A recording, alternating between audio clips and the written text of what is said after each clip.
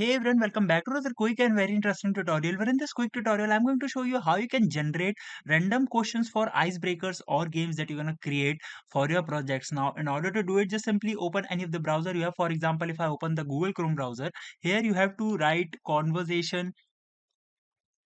starter conversation starters. Just simply search for it and scroll down.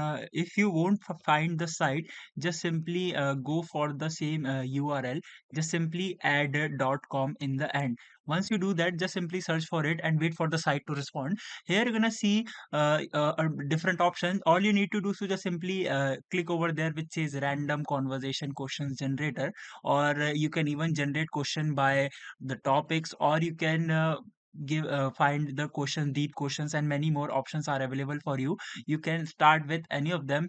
For example, if I click random question generator, and it will generate another question. You can see the questions has been automatically generating for me that I can use anywhere I want.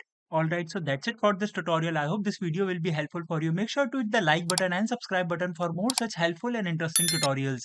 See you in the next one. Take care.